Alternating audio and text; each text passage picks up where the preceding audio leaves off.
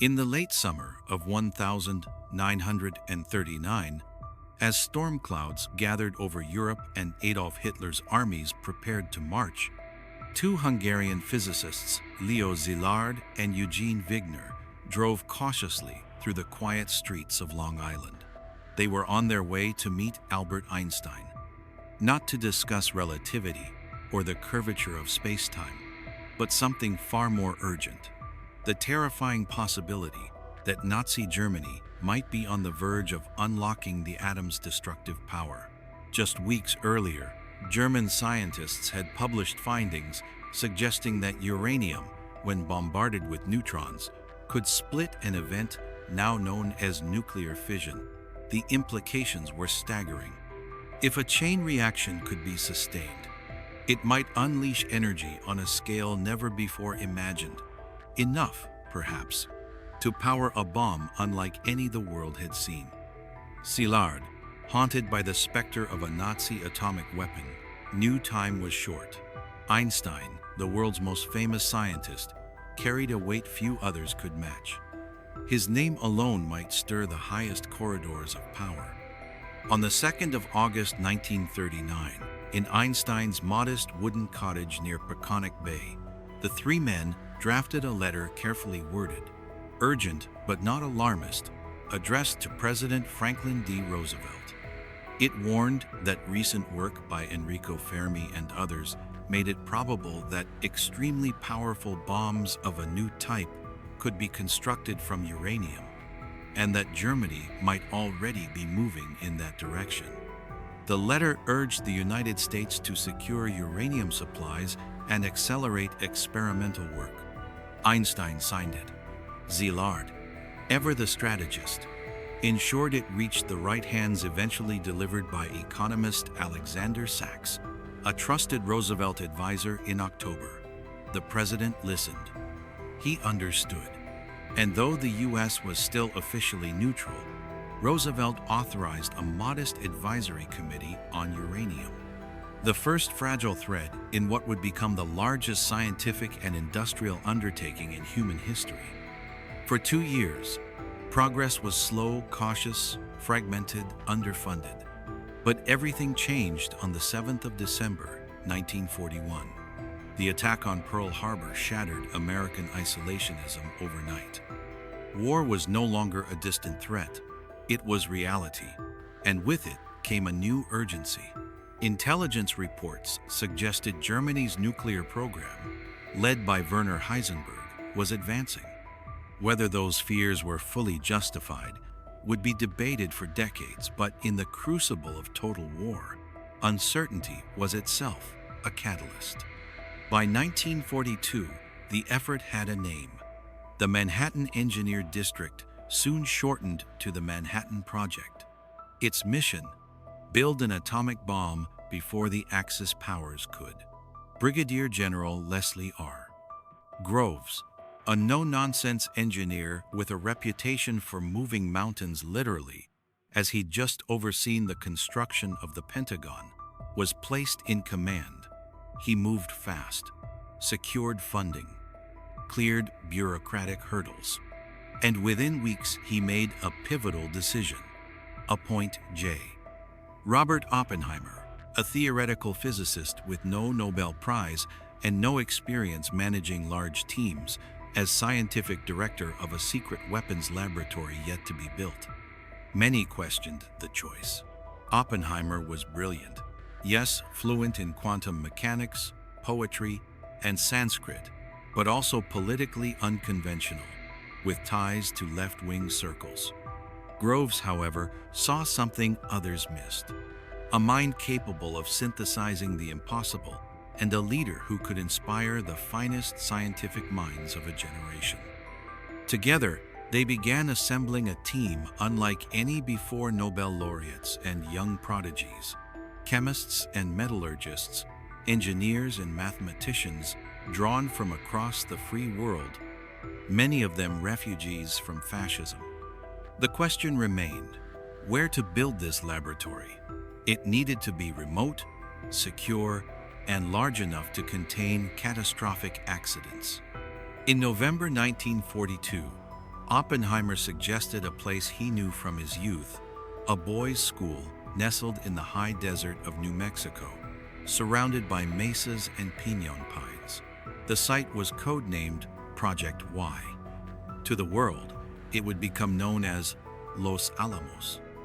By early 1943, scientists and their families began arriving often without knowing what they were working on, only that it was vital to the war. Mail was censored, phone calls monitored. The outside world faded away. Within months, a secret city rose from the dust labs, dormitories, a hospital, even a school, all hidden behind barbed wire and armed guards. At its heart stood Oppenheimer, now called the gadget's midwife, orchestrating a symphony of intellect under immense pressure. Two paths emerged for the bomb itself. The first used uranium-235, a rare isotope painstakingly separated from natural uranium at massive plants in Oak Ridge, Tennessee facilities so vast they consumed more electricity than the entire city of Chicago.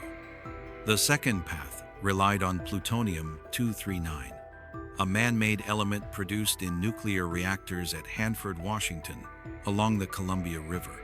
Both approaches demanded unprecedented engineering. At Oak Ridge, calutrons and gaseous diffusion plants whirred day and night. At Hanford, reactors cooled by river water bred plutonium in irradiated fuel rods, handled by workers who had no idea what they were producing. But the real challenge lay at Los Alamos. The uranium bomb, dubbed Little Boy, was relatively straightforward. Shoot one subcritical mass into another. It would work, in theory. No test was planned. There simply wasn't enough enriched uranium to spare. The plutonium bomb, however, was far more complex. Early calculations showed that a gun-type design would fizzle. The plutonium would pre-detonate before full assembly. A new idea was needed. Enter Seth Nettermeyer, and later George Kistiakowsky with a radical concept: implosion. Surround a subcritical plutonium sphere with precisely shaped explosives. Detonate them simultaneously, compressing the core to supercritical density in a fraction of a second. The idea was elegant and fiendishly difficult. Timing had to be perfect within millionths of a second. Lenses of high explosives had to be cast with near-artisan precision. Diagnostics were primitive. Failures were frequent. Tensions rose. Oppenheimer pushed his team relentlessly. Edward Teller, obsessed with the even more powerful hydrogen bomb, grew frustrated with the plutonium focus. Hans Bethe, Richard Feynman, Niels Bohr, Enrico Fermi, they debated, argued, calculated, recalculated, all while the war raged across Europe and the Pacific. By early 1945, Germany was collapsing. Hitler was dead. The Nazi atomic threat had evaporated. But the project did not stop. The target shifted: Japan. On the 16th of July 1945, at 5:29 a.m., in the Jornada del Muerto desert, south of Los Alamos, the world changed forever. The Trinity test, the first detonation of a nuclear device, ignited with a flash brighter than 1,000 suns. The fireball rose, forming a mushroom cloud that climbed over 7 miles into the sky. The shockwave reached observers 10 miles away, rattling bones and shattering windows. Oppenheimer, watching from base camp, later recalled words from the Bhagavad Gita: "Now I am become death, the destroyer of worlds." The plutonium implosion design had worked perfectly. Within hours, a B-29 bomber named the Enola Gay took off from Tinian Island in the Pacific. Its payload, Little Boy, the untested uranium bomb, at 8:15 a.m. On the 6th of August 1945, It exploded over Hiroshima. 3 days later, on August 9, a second B-29 boxcar dropped Fat Man, the plutonium bomb, on Nagasaki. The devastation was immense. Cities vanished in fire and ash. Tens of thousands perished instantly. Many more would suffer in the weeks, months, and years that followed, from burns, radiation sickness, and a new kind of invisible wound. Japan announced its surrender on August 15. The war was over. But for the scientists of Los Alamos, victory was shadowed by doubt. Celebrations were muted. Letters home spoke of relief and remorse. Oppenheimer, once hailed as a hero, would soon find himself at the center of a national reckoning over the weapon he helped create. The atomic age had dawned not with a whisper, but with a blinding light that left the world forever altered, and humanity burdened with a power it could never unlearn. In the weeks after Nagasaki, as American troops prepared for occupation and the world absorbed the scale of what had occurred, a profound silence settled over Los Alamos. The laboratories that had hummed with urgency now echoed with uncertainty. Scientists who had worked 16-hour days, driven by fear of a Nazi bomb, now confronted a different enemy, their own conscience. Some, like Leo Szilárd, had petitioned against military use of the weapon as early as July, arguing for a demonstration instead. Others, like Niels Bohr, had warned that atomic weapons would not end war but transform it into something far more perilous. Their voices had been heard, but overruled. President Harry S. Truman, who had inherited the project upon Roosevelt's death in April 1945, defended the bombings as necessary to end the war swiftly and avoid a costly invasion of Japan. Military planners estimated that such an invasion could cost over 1 million Allied lives and countless more Japanese. Yet, even within the U.S. government, debate simmered. Secretary of War Henry Stimson had urged caution. Under-Secretary of State Joseph Grew worried about the moral precedent. But in the fog of total war, with Okinawa's brutal lessons still fresh, the calculus had favored action. Now, in the war's aftermath, the Manhattan Project's legacy began to unfold in unexpected directions. On the 13th of August 1945, just days after Nagasaki Groves ordered the immediate halt of all new construction at Hanford and Oak Ridge, production slowed. Secrecy, however, tightened. The Atomic Energy Act of 1946 would soon transfer control from military to civilian hands, creating the Atomic Energy Commission, but not before classifying nearly all nuclear knowledge as restricted data, even from most members of Congress. Oppenheimer, hailed in the press as the father of the atomic bomb, accepted the adulation with unease. In a speech to Los Alamos staff in November 1945, he said, "If atomic bombs are to be added as new weapons to the arsenals of nations, then we must expect the day when the skies will be filled with them, and the earth will be scorched." He became an advocate for international control of atomic energy, testifying before Congress and advising policymakers. But his past associations, his brother's Communist Party ties, his own pre-war donations to leftist causes made him a target in the rising tide of Cold War suspicion. Meanwhile, the Soviet Union, long aware of the Manhattan Project through espionage courtesy of spies like Klaus Fuchs and David Greenglass, accelerated its own program. Stalin had been informed of the bomb during the Potsdam Conference in July 1945, when Truman casually mentioned a new weapon of unusual destructive force. The Soviet leader smiled politely and immediately ordered his scientists to double their efforts. By 1949, the USSR would detonate its first atomic device, shattering America's nuclear monopoly and igniting the arms race. Back in the United States, the moral reckoning deepened. In 1946, the U.S. Strategic Bombing Survey concluded that Japan may have surrendered, even without the atomic bombs, citing the naval blockade and conventional bombing as decisive factors. Historians would debate this for generations.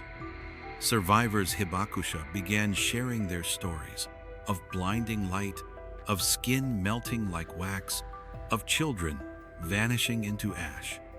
Their testimonies, though rarely broadcast in full during the 1,940 seconds, planted seeds of global anti-nuclear sentiment. The scientists, too, organized. The Bulletin of the Atomic Scientists, founded by Manhattan Project veterans, introduced the Doomsday Clock in 1947, its hand set 7 minutes to midnight, symbolizing humanity's proximity to self-annihilation. Einstein, who had never worked on the bomb and regretted signing the 1939 letter, became a vocal proponent of world government to prevent nuclear war. "The unleashed power of the atom has changed everything," he said. "Save our modes of thinking." At Los Alamos, the wartime urgency gave way to a new mission: refining, miniaturizing, and stockpiling. The laboratory remained, now under civilian management, a permanent fixture of the American defense establishment. Oppenheimer's security clearance, once unquestioned, came under review in 1954. During a grueling, televised hearing, he was asked whether he had ever been a communist. He denied it, but admitted past foolish associations. The panel revoked his clearance, effectively ending his influence on nuclear policy. It was a fall from grace that symbolized the nation's shift from wartime unity to Cold War paranoia. Yet the Manhattan Project scientific triumphs endured. Nuclear reactors soon powered cities and submarines. Radioisotopes revolutionized medicine. The same physics that leveled Hiroshima also enabled cancer treatments and carbon dating. The duality was inescapable. The atom offered both salvation and ruin. And always, the memory of Trinity lingered. That desert test had not just proven a weapon, it had revealed a threshold. Beyond it lay a future where humanity held the power to end its own story, or to choose a different path. In the decades that followed, treaties would be signed, arms reduced, crises averted by mere minutes. But the lesson of the Manhattan Project remained. Once knowledge is born, it cannot be unborn. The fire stolen from the gods could warm the world or consume it. All that was left was to decide which it would be. The years after 1945 saw the Manhattan Project's shadow stretch across every continent. Its legacy was not confined to laboratories or battlefields. It seeped into culture, politics, and the very rhythm of daily life. School children in America practiced duck and cover drills beneath their desks, as if a flimsy wooden surface could shield them from a nuclear firestorm. In Moscow, Soviet scientists toiled in secret cities mirroring Los Alamos, driven by fear and national pride. In London, Paris, Tokyo, ordinary citizens looked to the sky and wondered if the next flash might be the last. Yet amid the dread, there emerged a quiet determination to prevent catastrophe. In 1955, the Russell-Einstein Manifesto, signed by Bertrand Russell and endorsed posthumously by Einstein just days before his death, urged world leaders to remember your humanity and seek peaceful resolutions.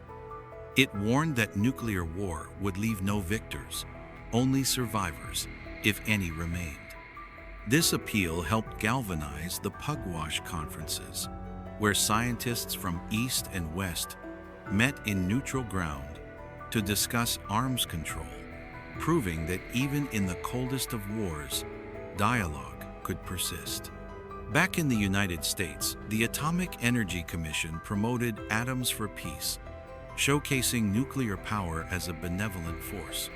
Reactors lit up rural towns. Nuclear-powered submarines glided beneath Arctic ice.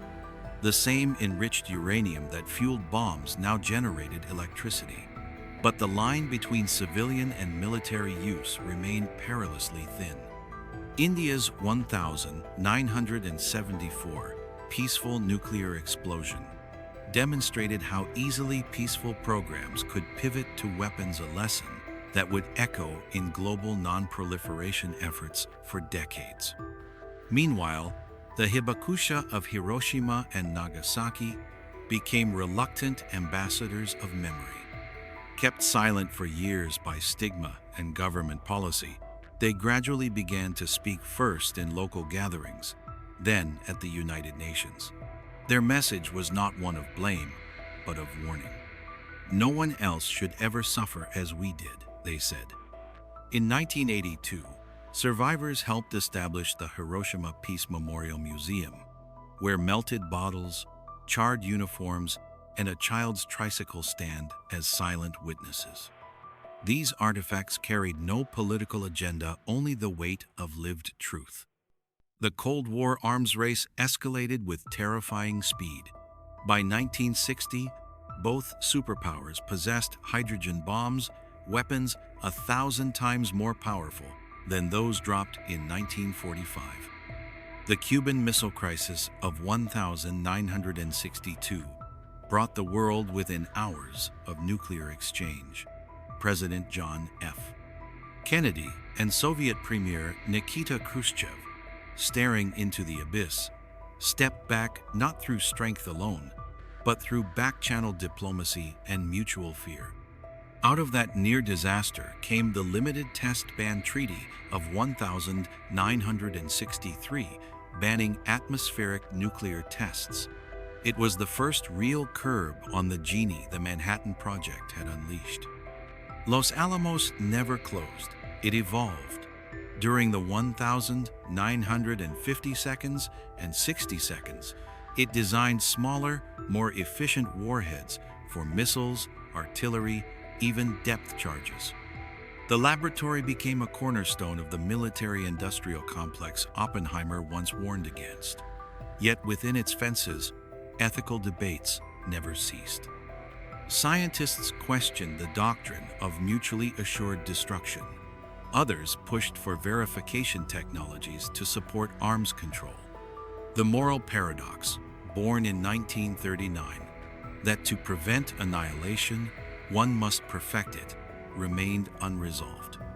In 1970, the Treaty on the Non-Proliferation of Nuclear Weapons entered into force, with the original 5 nuclear states, US, USSR, UK, France, China, agreeing not to spread weapons technology, while non-nuclear states pledged never to acquire them. It was an imperfect bargain, criticized for entrenching a nuclear hierarchy, but it held.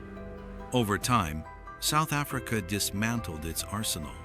Ukraine, Belarus, and Kazakhstan gave up Soviet-era weapons. The number of nuclear states grew slowly. India, Pakistan, Israel, North Korea, but not as rapidly as once feared. The Manhattan Project's final irony may be this: the weapon built to end a war became the instrument that prevented another global conflict. Historians debate whether nuclear deterrence truly kept the peace or merely postponed catastrophe through luck and restraint. What is certain is that the world has lived for 80 years under the shadow of its own invention, navigating a fragile balance between security and survival. Today, the original Trinity site opens to the public just twice a year. Visitors walk the desert floor where the first atomic fire bloomed, now marked by a simple lava rock obelisk.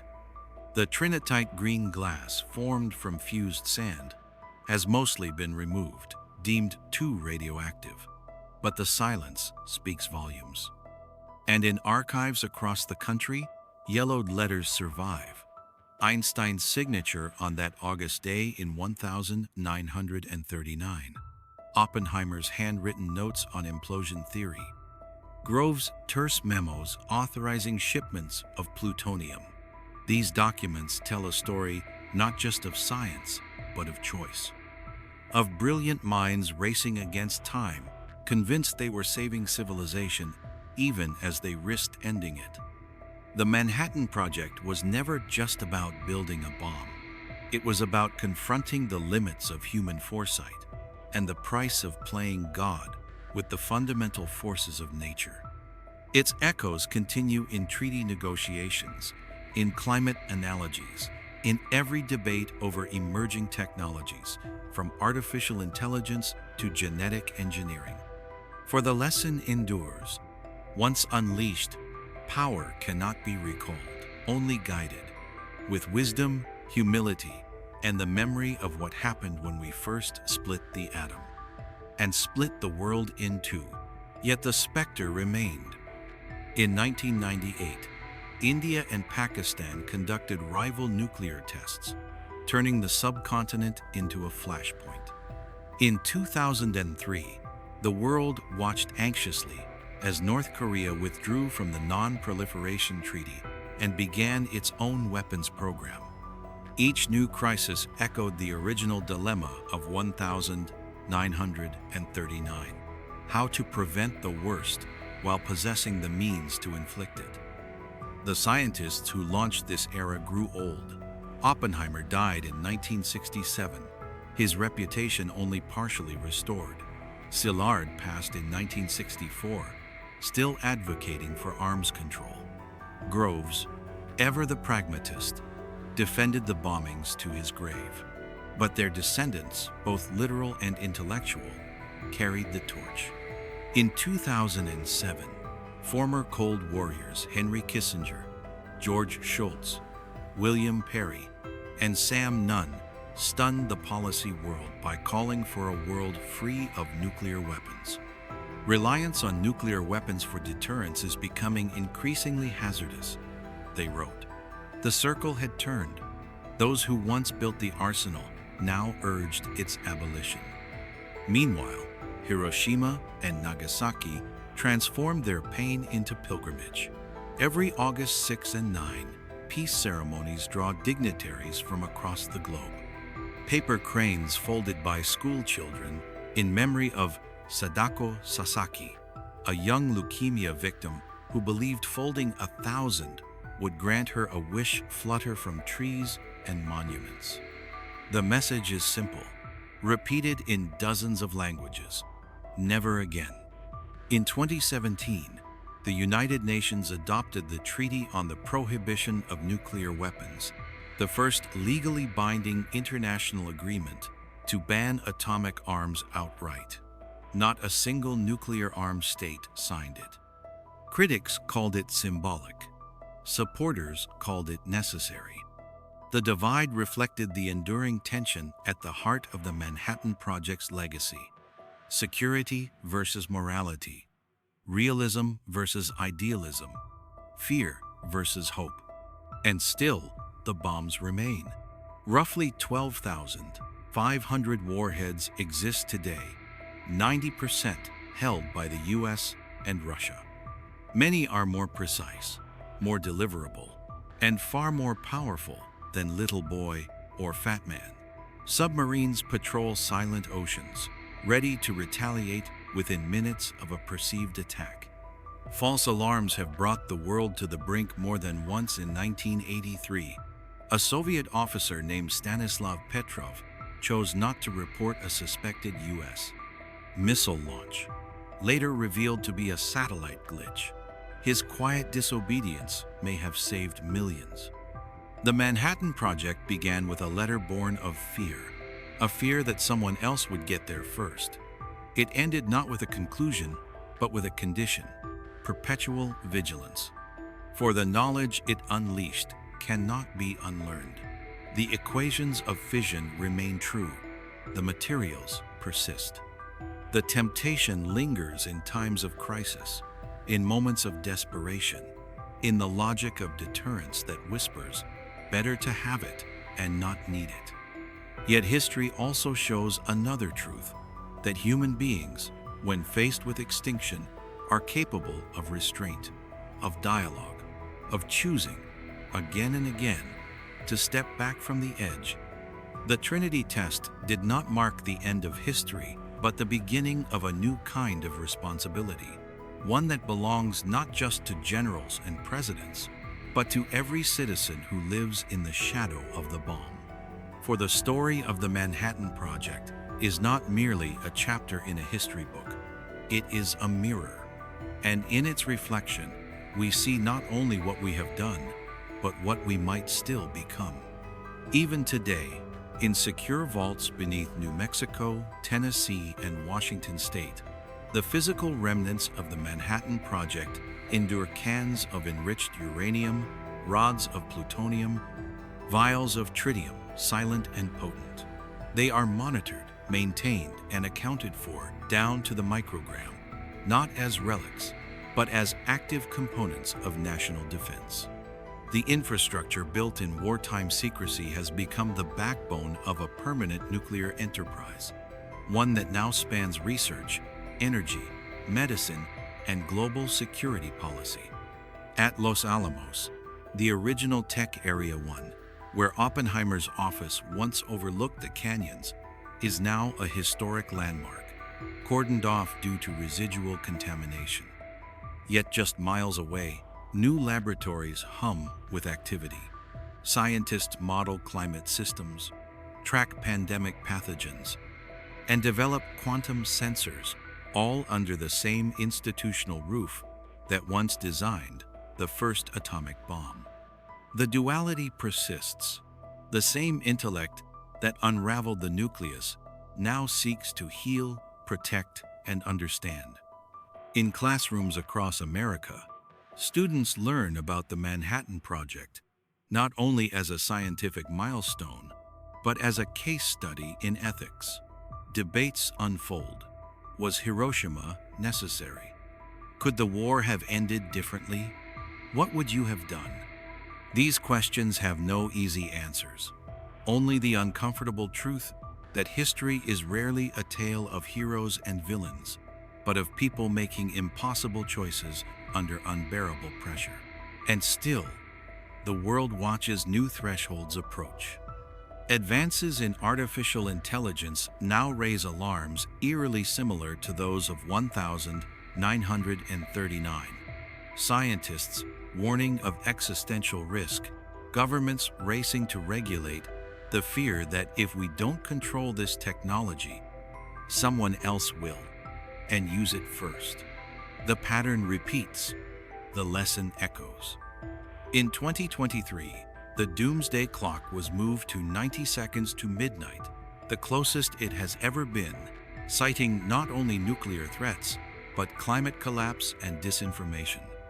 The clock, born from the ashes of Hiroshima, now ticks in multiple dimensions of peril, yet its very existence is a testament to human agency. It is not a prophecy, but a warning. And warnings can be heeded. The last living Manhattan Project veterans, now in their late 90 seconds or beyond, speak with a quiet urgency. Some express pride in ending the war, others sorrow for the lives lost. Many say the same thing. We never imagined it would go on like this. They thought the bomb would be used once, perhaps twice, and then the world would wake up and ban it forever. Instead, it became normalized, embedded in strategy, doctrine, budgets. But normalization is not inevitability. In 2022, the United States and Russia extended the New START Treaty, preserving the last major arms control agreement between them. In 2024, the International Atomic Energy Agency continues to inspect nuclear facilities from Iran to Brazil, striving to keep peaceful programs peaceful. Grassroots movements from Hiroshima to Harlem still march for disarmament, their voices amplified by social media, but rooted in the same moral clarity that moved Szilárd to knock on Einstein's door. The Manhattan Project taught humanity that matter and energy are interchangeable, that a tiny amount of mass can become a vast explosion. But it also revealed something deeper, that ideas, too, carry explosive force. A letter, a calculation, a decision in a White House office, a moment of restraint in a Soviet bunker. These are the unseen chain reactions that shape history as much as neutrons splitting atoms. And so the story continues not in a single detonation, but in every treaty signed, every child taught to question, every leader who chooses diplomacy over destruction. The fire of Trinity did not consume the world, it illuminated it. And in that light, we see both our capacity for ruin and our enduring will to prevent it. For the atomic age is not a period in history. It is a condition of our existence. And how we live within it responsibly, wisely, with eyes open to both danger and hope, will define not just our century, but all those that follow. In the quiet archives of the Library of Congress, preserved under climate-controlled glass, lies the original Einstein-Szilárd letter, 2 pages of typed text, signed in hesitant ink. It is unassuming, almost fragile. Yet from this document flowed a torrent of consequences that reshaped geopolitics, science, and the human imagination. Visitors rarely see it. It is not displayed like the Declaration of Independence. But its presence is felt everywhere, in the vaults of nuclear command centers, in the classrooms where physics meets philosophy, in the silent prayers offered each August in 2 Japanese cities. The Manhattan Project was, in many ways, the ultimate expression of the modern age, a fusion of state power, scientific genius, industrial might, and moral ambiguity. It proved that humanity could harness the fundamental forces of the universe, but not that it was ready to wield them with wisdom. That readiness, it turns out, is not a technical problem to be solved, but a continuous choice to be made. Even now, new generations grapple with that choice. In 2025, as artificial intelligence accelerates discovery and cyber warfare blurs the lines of conflict, the lessons of the 1,940 seconds resonate with renewed urgency. How do we govern technologies that outpace our ethics? How do we prevent catastrophic misuse without stifling progress? The Manhattan Project offers no easy blueprint, but it does offer a mirror. And in that mirror, we see not only the faces of Oppenheimer, Groves, Szilárd, and Fermi, but our own. We see the tension between fear and foresight, between urgency and reflection. We see that the most powerful tools are never just physical. They are the decisions we make about when not to use them. The Trinity test site remains closed most of the year, accessible only to those who time their visit with the semi-annual open house. On those days, families walk the same desert where physicists once stood in awe and dread. Children pick up fragments of red rock, unaware they stand at the birthplace of the nuclear age. Some leave paper cranes. Others stand in silence. There is no monument that fully captures what happened there. No statue grand enough. No inscription profound enough. Perhaps that is as it should be. For the true monument is not in stone or metal, but in the collective memory of a species that looked into the heart of the atom and chose, again and again, not to look away.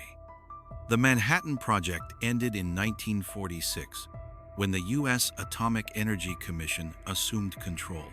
But its story never truly ended. It lives in every arms control negotiation, every peace march, every scientist who pauses to ask, should we?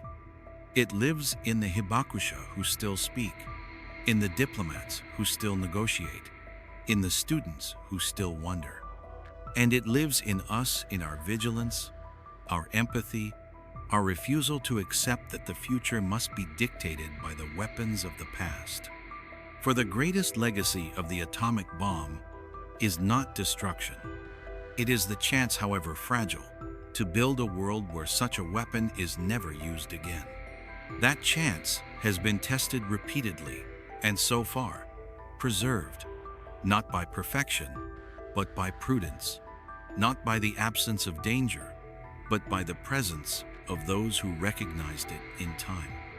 In 1961, a single Soviet submarine officer, Vasily Arkhipov, refused to authorize a nuclear torpedo launch during the Cuban Missile Crisis, overruling his captain in a claustrophobic hull beneath the Caribbean Sea.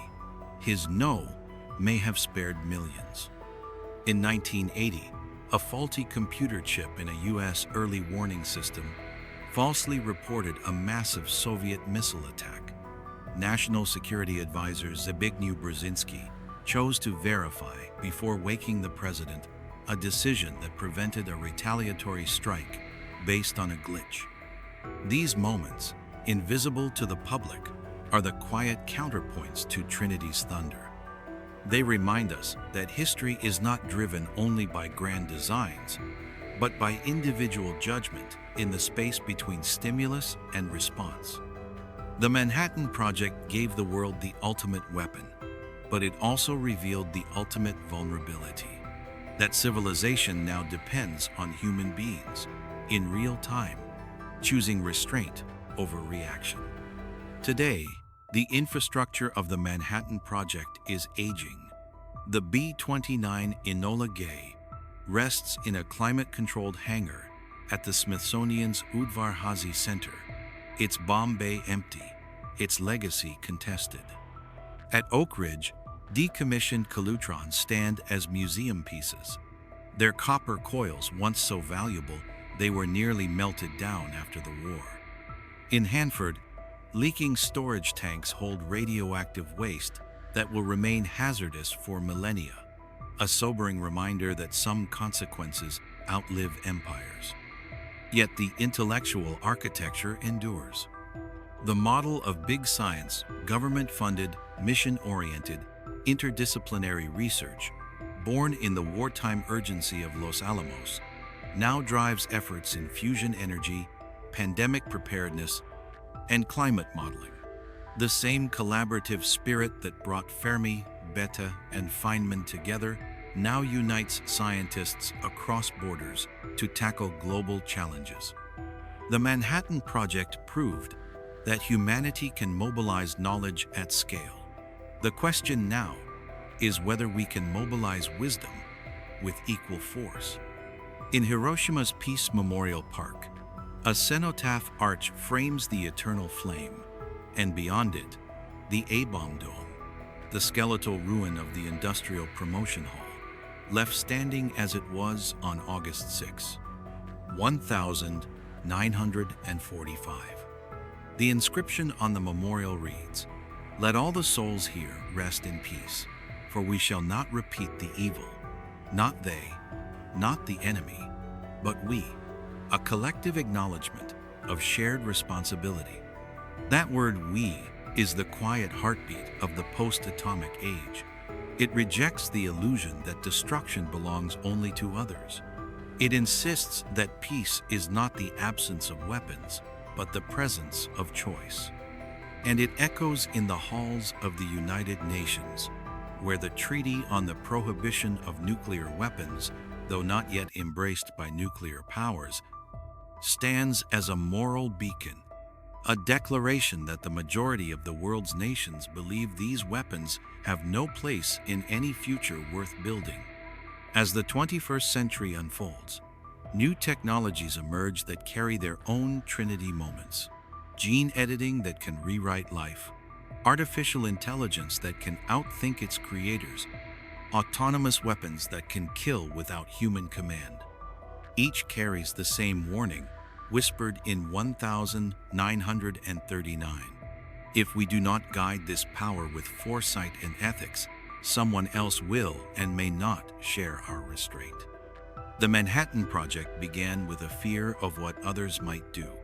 Its enduring lesson is this: the greater danger lies not in what others might build, but in what we choose to become in response. And so the story continues, not in explosions, but in conversations, not in secrecy, but in transparency, not in inevitability, but in the daily, deliberate act of choosing a different path. For the fire that lit the New Mexico desert did not end history. It asked a question, and we are still answering it. That question, what do we do with knowledge that can both save and destroy, now echoes far beyond the realm of nuclear physics. It resonates in boardrooms developing autonomous drones, in labs editing human embryos, in algorithms that shape elections and economies. The Manhattan Project was the first great modern test of whether humanity could wield godlike power without succumbing to hubris. And though the bombs fell only twice in war, the test has never truly ended. In the decades since 1945, no nation has used nuclear weapons in conflict again. This is not because they were forgotten, but because they became too terrible to use a paradox the strategists called the nuclear taboo. It is not written in law, but in collective memory. It is enforced not by police, but by conscience. And it remains one of the most fragile yet vital norms in human history. Even during the darkest hours of the Cold War, when bomber crews sat on alert, when missiles stood fueled and ready, the line held. Why? Not because leaders lacked the will, but because they understood the abyss. After Hiroshima, war was no longer a contest to be won, but a threshold to be avoided. The concept of victory itself began to unravel in the face of mutual annihilation. Today, as new nuclear powers emerge and old arsenals modernize, that taboo faces renewed strain. Tactical nuclear weapons, smaller, more usable bombs, are being developed, blurring the line between conventional and atomic warfare. Military doctrines now speak of limited nuclear options, as if fire could be contained once unleashed. Yet the scientists of Los Alamos knew better. Once the chain reaction begins, it obeys only physics, not politics, not strategy, not hope. And still, the world seeks ways to step back. In 2021, the US and Russia extended New START for 5 more years, a lifeline in an era of rising tensions.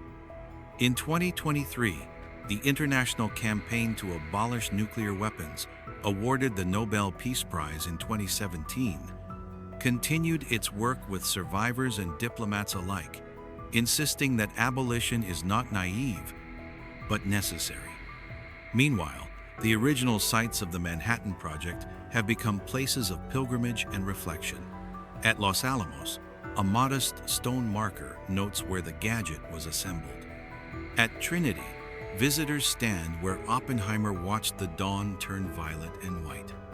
And in Hiroshima, school children from every continent lay flowers beneath the peace bell, their faces lit by the same sun that once burned with unnatural fury.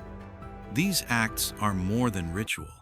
They are rehearsals for a future in which memory prevents repetition. For history does not repeat, but it does instruct.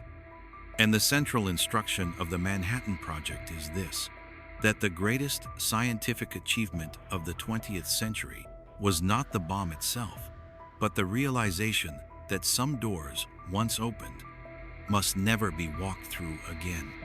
As we enter an age of even more transformative technologies, quantum computing, synthetic biology, artificial general intelligence, the Manhattan Project stands as both warning and guide.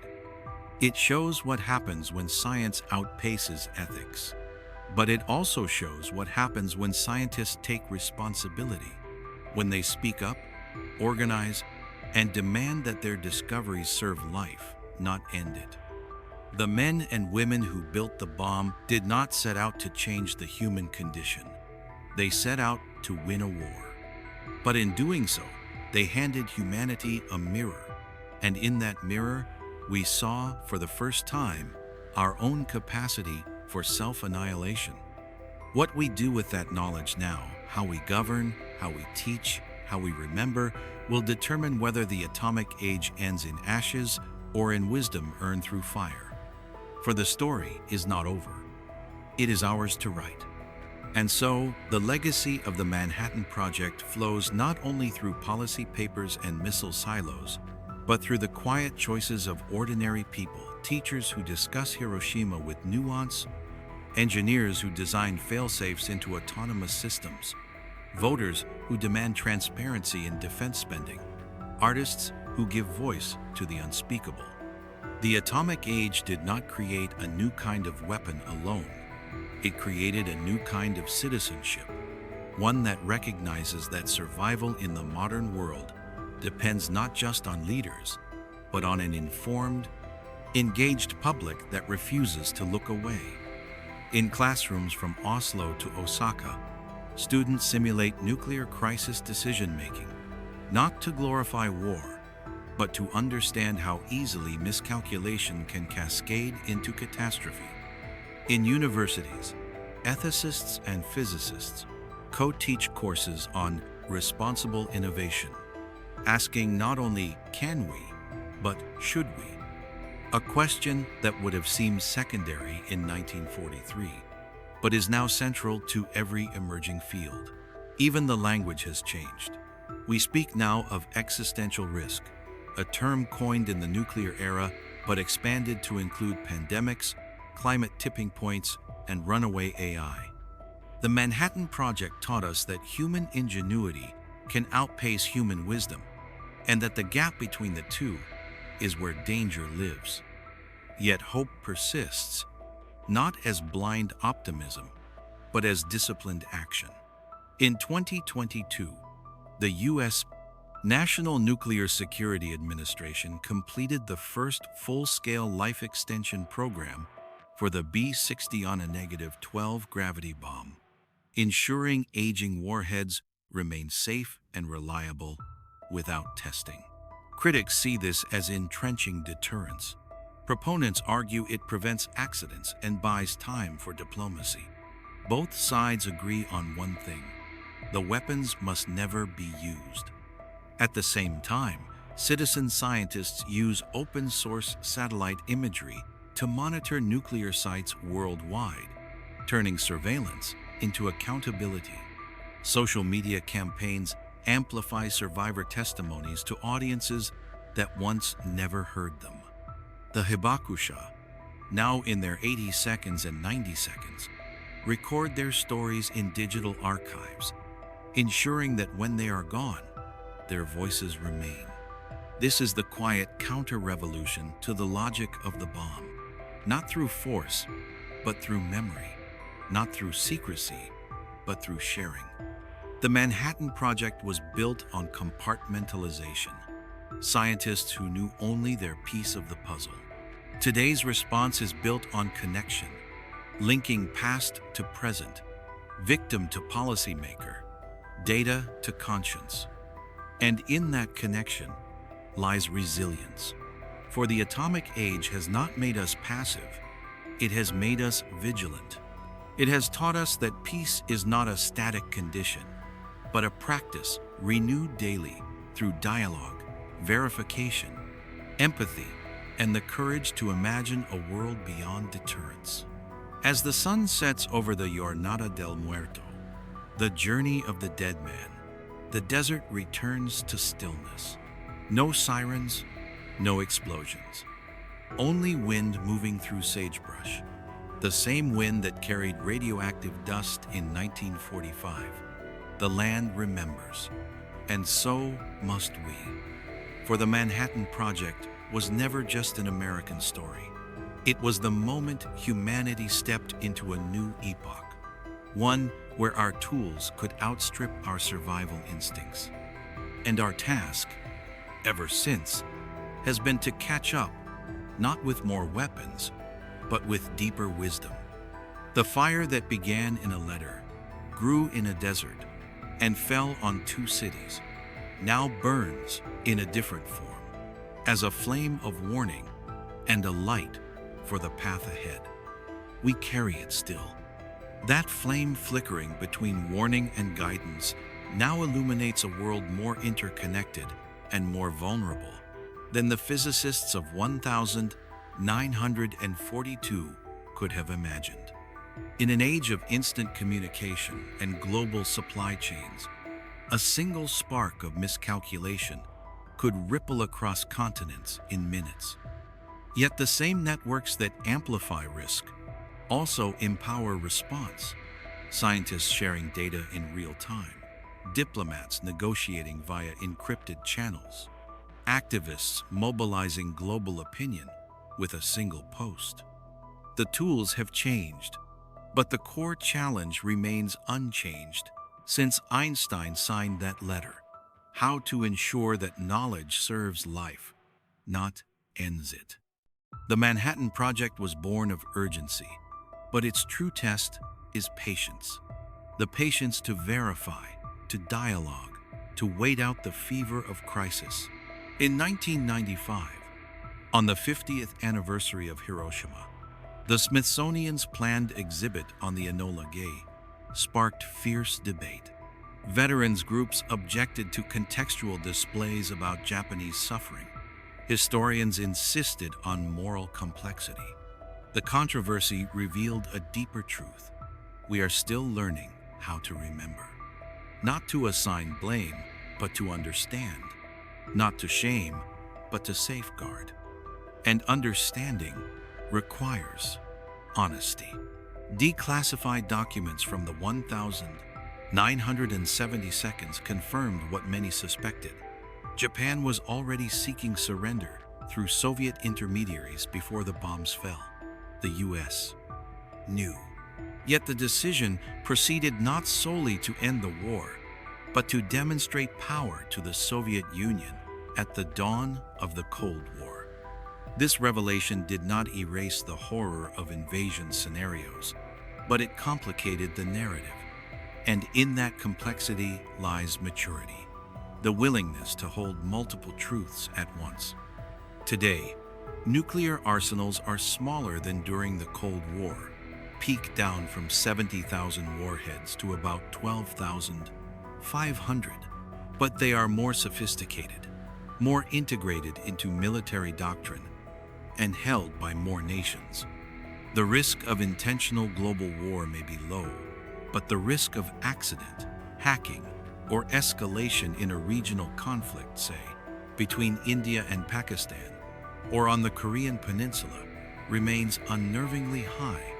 A single detonation, even a small one, could trigger a nuclear winter, disrupt global agriculture, and shatter the taboo that has held for nearly 80 years. Yet even in this precarious balance, progress endures.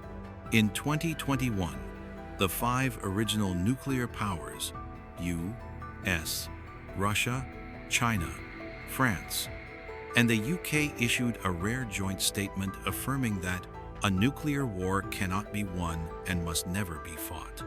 The language echoed Reagan and Gorbachev in 1985, but its reiteration in a multipolar world carried new weight.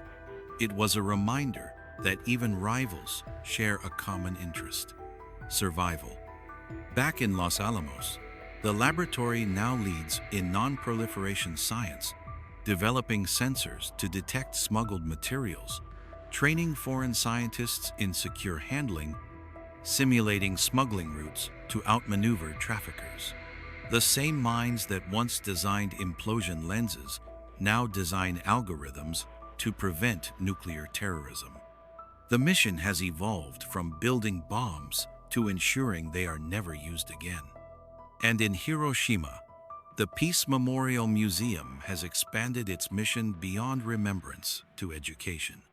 Interactive exhibits now link nuclear weapons to climate change, cyber warfare, and disinformation, showing how the logic of deterrence and fear permeates modern threats. Visitors leave not just with sorrow, but with a call to action, to build systems that prioritize human security over national supremacy. The Manhattan Project began as a race against time and tyranny. It ended by placing time itself in humanity's hands, not as a countdown to doom, but as a canvas for choice. Every treaty signed, every false alarm averted, every student who chooses diplomacy over dogma, these are the quiet victories that honor the dead, not with monuments, but with meaning. For the ultimate lesson of Trinity is not that we can destroy the world, it is that we have not, and that, against all odds, we still choose not to. This is not naivety, it is resolve, and it is the only legacy worth passing on. That resolve is tested not in grand declarations, but in the mundane machinery of governance, in budget hearings where nuclear modernization competes with climate resilience, in intelligence briefings where ambiguity must be weighed against action, in classrooms where a teacher explains fission without fear. The Manhattan Project showed that extraordinary effort can achieve the impossible. The post-atomic era demands something harder: sustained, ordinary vigilance. In recent years, a new generation has begun to reclaim the narrative. Young activists, many born after the Cold War, see nuclear weapons not as relics, but as active threats, especially as climate disasters strain global stability, and AI accelerates decision-making beyond human reaction time. They organize online campaigns, lobby for divestment from nuclear weapons producers, and demand inclusion in disarmament forums. Their message is clear: this is not your grandfather's security dilemma. It is ours. And they are right. The world of 2025 is not the world of 1945. Nuclear weapons no longer exist in a vacuum. They intersect with cyber vulnerabilities. Imagine a hacked early warning system. With space militarization, satellites guiding missiles could become targets. With economic interdependence, a nuclear conflict would collapse global markets instantly. The risks are layered, systemic, and increasingly automated. Yet within this complexity lies opportunity. The same digital tools that heighten risk also enable unprecedented transparency. Open-source investigators track missile movements via satellite. Independent researchers model fallout patterns in real time. Crowdsourced archives preserve survivor testimonies in dozens of languages. Knowledge, once hoarded in secret compartments, now flows freely, empowering citizens to hold power accountable. At the heart of it all remains the human element. In 2023, former U.S. Secretary of Defense William Perry, now in his 90 seconds, continues to lecture on nuclear risk. His voice steady, his message urgent. We are sleepwalking toward catastrophe. In Hiroshima, 94-year-old Setsuko Thurlow, a survivor of the bombing and Nobel Peace Prize co-laureate, still speaks to audiences worldwide, her English accented but unwavering. We were the last generation to experience the atomic bomb. We must be the last. Their voices bridge eras. They remind us that behind every warhead is a city. Behind every policy is a person. Behind every equation is an ethical choice. The Manhattan Project was a triumph of applied science, but its enduring challenge is moral imagination. Can we envision a world so secure that weapons of annihilation are obsolete? Not through unilateral disarmament, but through verifiable, reciprocal trust? Not through idealism alone, but through the hard work of building institutions that make peace more reliable than war? This is the unfinished work of Los Alamos, not in the canyons of New Mexico, but in the corridors of Geneva, the classrooms of Nairobi, the parliaments of Jakarta. It is work that requires both realism and hope. Realism about human fallibility, hope in human creativity. For the fire that began in a Long Island study, burned in a New Mexico desert, and fell on 2 Japanese cities, did not end history. It gave us a second chance. And as long as we remember, truly remember, not just the power we unleashed, but the responsibility we inherited, that chance remains. That second chance is not a gift, it is a duty. And like all duties, it must be renewed with each passing generation.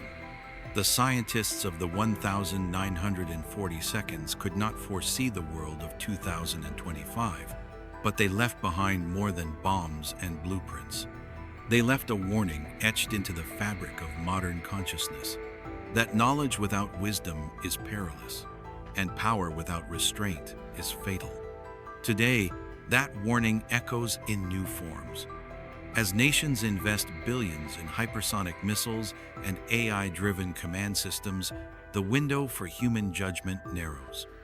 Algorithms trained on historical data may misread a solar flare as an attack or a drone swarm as a first strike.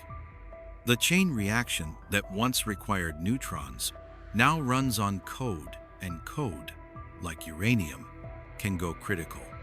Yet even here, the legacy of the Manhattan Project offers guidance. The same culture of peer review, transparency among experts, and insistence on verification that ensured the implosion design worked can be applied to emerging technologies. Scientists who once gathered in secret at Los Alamos now advocate for red teaming AI systems, for international norms on autonomous weapons, for ethical review boards in tech companies. The spirit of responsibility has migrated but not vanished. In Hiroshima, the annual Peace Memorial Ceremony grows more global each year.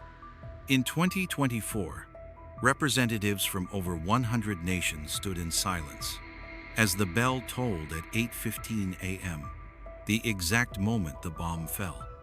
Among them were diplomats from nuclear-armed states, their presence a quiet acknowledgement that even adversaries share a common fate. No speeches were needed.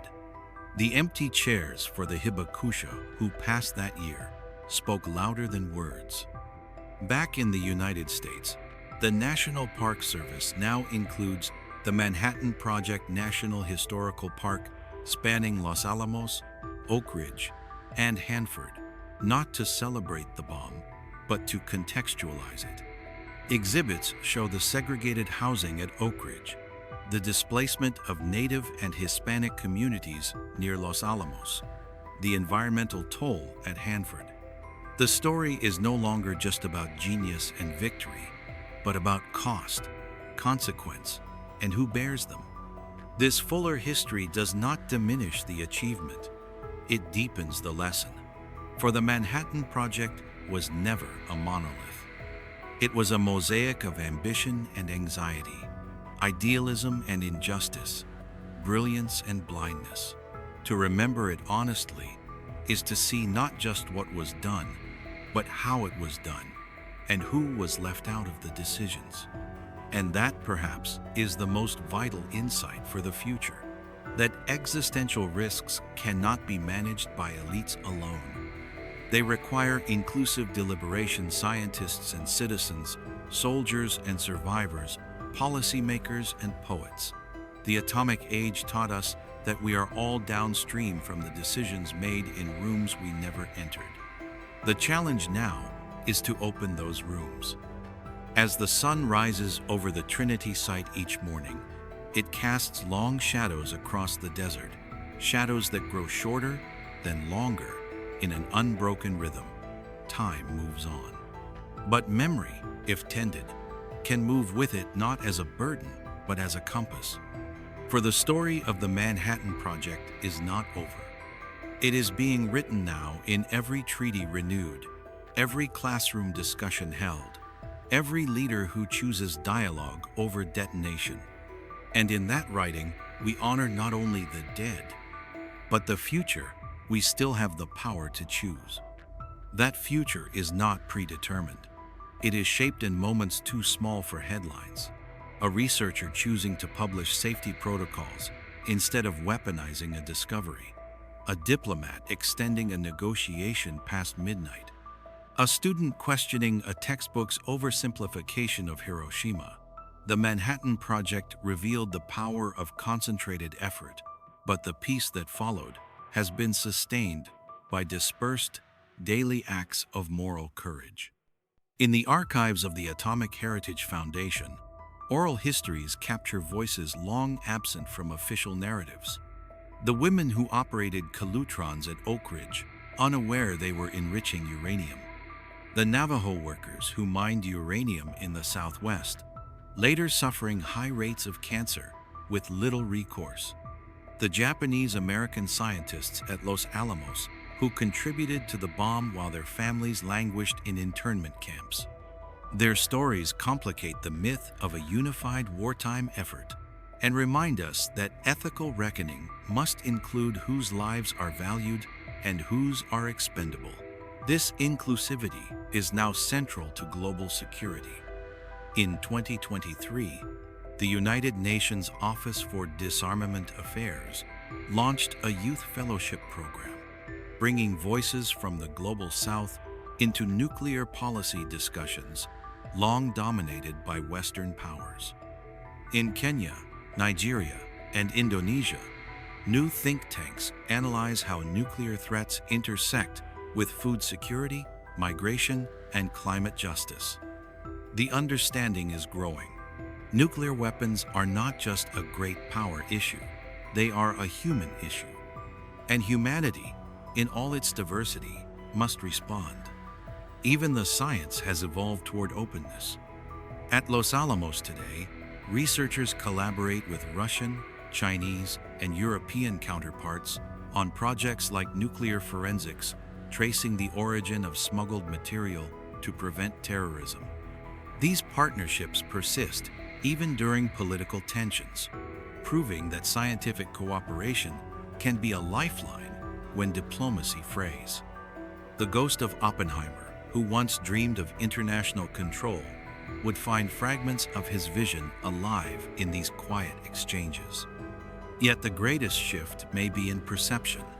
For decades, nuclear weapons were framed as symbols of strength. Now, increasingly, they are seen as liabilities costly, dangerous, and strategically obsolete in an age of cyber and biological threats. In 2024, a bipartisan group in the U.S. Congress proposed cutting funding for new warhead development, arguing that diplomacy and conventional deterrence offer better security. Similar debates unfold in France, the UK, and even Russia. This is not the end of deterrence, but its evolution. The goal is no longer to threaten annihilation, but to render it unthinkable. And that begins not with more bombs, but with fewer assumptions.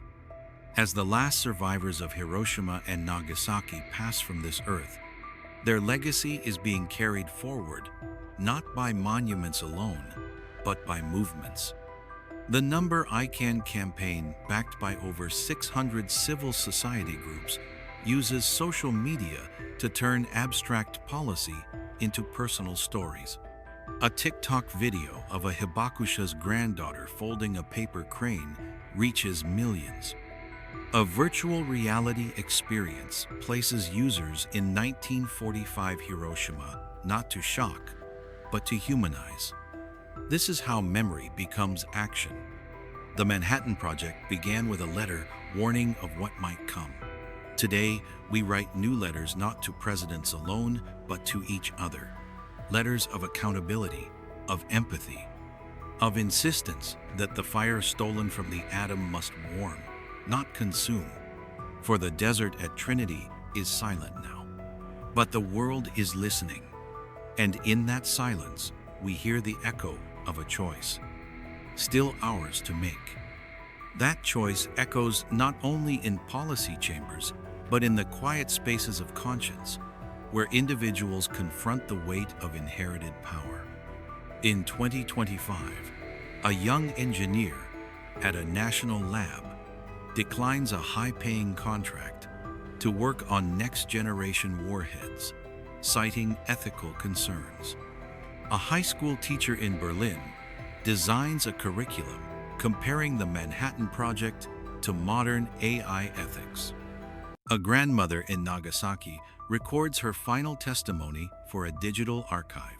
Her voice steady despite trembling hands. Tell them we were ordinary people, just like you.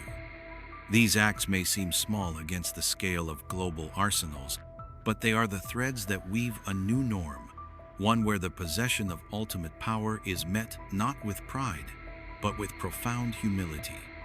The Manhattan Project taught humanity that it could split the atom. The decades since have taught us that the harder task is to hold ourselves together in the face of what that power implies. And still, the infrastructure of deterrence endures. Submarines glide beneath polar ice, their missiles aimed at cities that may no longer exist by the time launch orders are given. Command centers operate on protocols designed in the 1960 seconds, updated but never replaced. The logic remains: if you threaten me, I will destroy you. But in a world of climate refugees, pandemics, and cyber chaos, mutual destruction offers no victory, only shared ruin. Yet alternatives are emerging. In 2024, a coalition of middle powers, Canada, Germany, Mexico, South Korea, launched the Step for Disarmament initiative, proposing incremental, verifiable reductions in tactical nuclear weapons, starting with those stationed in Europe. It is not a grand treaty, but a practical step rooted in the understanding that trust is built not in leaps, but in measured advances. Meanwhile, the scientific community continues its quiet vigil. At the Bulletin of the Atomic Scientists, the doomsday clock remains at 90 seconds to midnight, the closest ever. But the accompanying statement emphasizes agency. We are not doomed. We can turn back the clock. The message is clear. The hands are moved not by fate, but by human decisions. In Los Alamos, a new generation of scientists studies not just how to maintain the stockpile, but how to verify disarmament. They develop neutron detectors that can confirm warhead dismantlement without revealing secrets. They simulate treaty compliance scenarios on exascale computers. Their work embodies a paradox, using the tools of the bomb to build the path beyond it. And in Hiroshima, the Peace Memorial Museum now features an exhibit titled Beyond the Bomb, exploring renewable energy, conflict mediation, and restorative justice as forms of true security. Visitors leave not with despair, but with a list of actions. Contact your representative, support survivor-led organizations, teach the history accurately. The museum has become not a tomb of memory, but a workshop for the future. The Manhattan Project was a product of its time, born of war, secrecy, and existential fear. But its legacy need not be frozen in 1945. Each generation must reinterpret it through its own challenges. For us, in an age of cascading crises, the lesson is this: that no single technology, however powerful, can solve problems rooted in human division. True security lies not in superior weapons, but in superior wisdom, in the ability to see our shared fate before it is too late.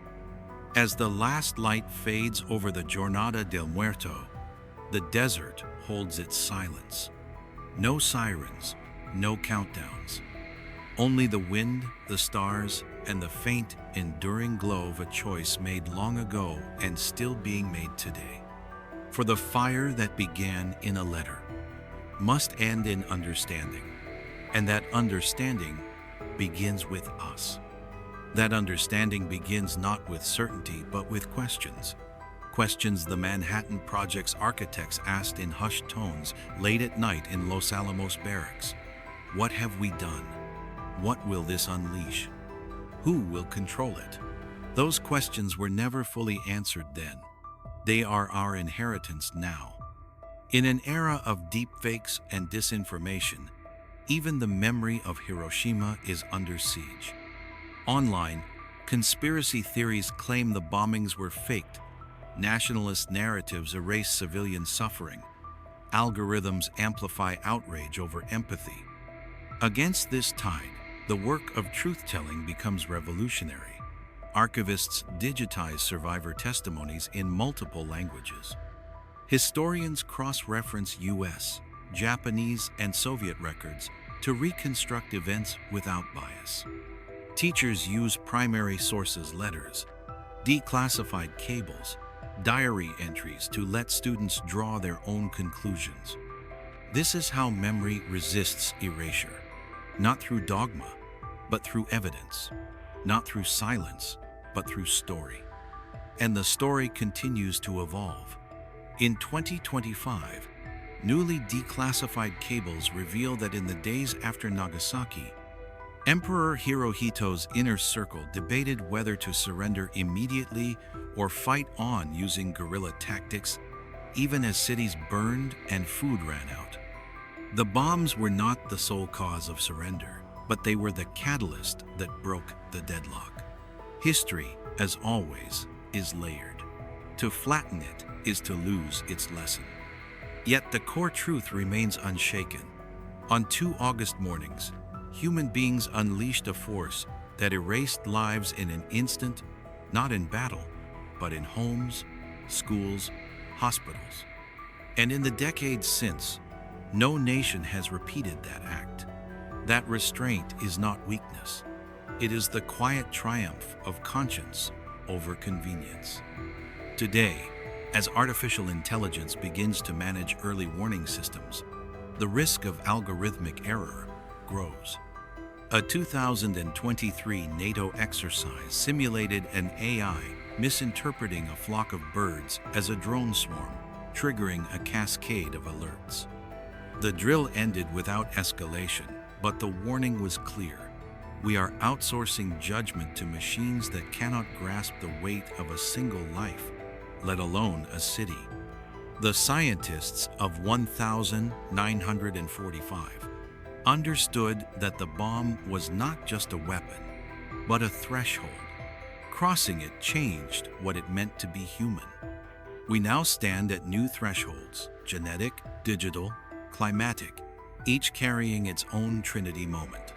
The pattern is familiar: promise, urgency, secrecy, then reckoning. The difference is that now, we know the cost of waiting too long to ask, should we? In response, a global movement for responsible innovation is rising.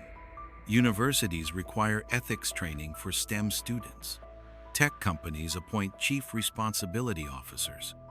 International panels debate guardrails for emerging technologies. It is imperfect, often underfunded, and too slow, but it exists. And it exists because of the shadow cast by the Manhattan Project. That shadow is long, but it is not dark. Within it grows a culture of caution, of consultation, of care. At the International Atomic Energy Agency, inspectors from rival nations work side by side, verifying peaceful use of nuclear material. In Geneva, diplomats from nuclear and non-nuclear states negotiate verification protocols with technical precision and mutual respect. These are not headlines, but they are the bedrock of survival. And in Hiroshima, every year on August 6, the mayor delivers a peace declaration, read in dozens of languages, broadcast worldwide. It never calls for vengeance. It calls for action. Ban nuclear weapons, support survivors, educate the young. It ends with a simple plea: let Hiroshima be the last. That plea is not naive, it is necessary. For the Manhattan Project gave us the power to end history, but it also gave us the chance to write a new chapter, one where knowledge serves life, where power is tempered by wisdom, and where the fire of the atom finally becomes a light for all. That light, flickering but persistent, now shines through unexpected cracks in the architecture of deterrence.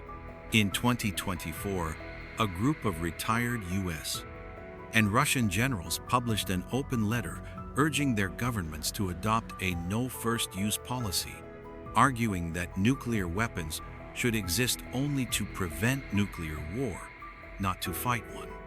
Their stance, once considered radical, is gaining traction across party lines. In China, India, and even among NATO allies, similar calls grow louder. The doctrine of mutual vulnerability is slowly giving way to mutual restraint. Meanwhile, the environmental legacy of the Manhattan Project continues to demand accountability.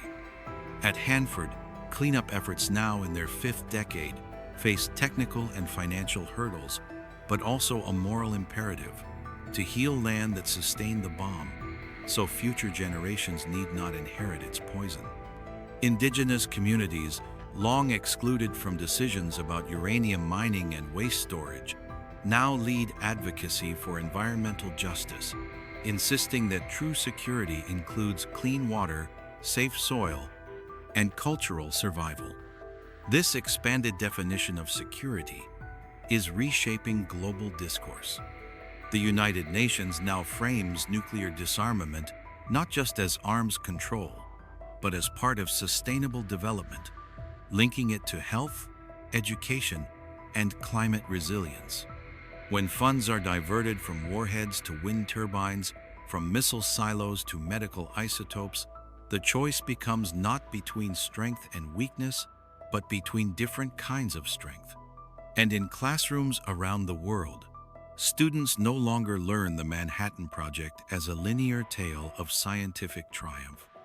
They analyze primary sources, Szilárd's petitions, Oppenheimer's security hearing transcripts, Hibakusha memoirs. They debate the ethics using frameworks from philosophy, international law, and environmental science. They are taught not what to think, but how to weigh consequences across time, space, and humanity. This is the quiet revolution, a shift from secrecy to scrutiny, from obedience to inquiry, from fear to foresight. The Manhattan Project was built on compartmentalization, each scientist knowing only enough to do their task.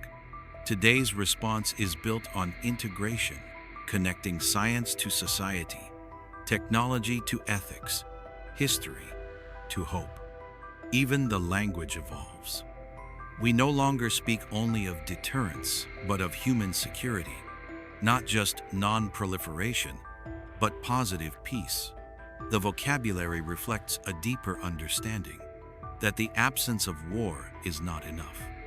We must build conditions where war, especially nuclear war, becomes unthinkable, not because of fear, but because it is irrelevant to a world that has chosen cooperation over conquest.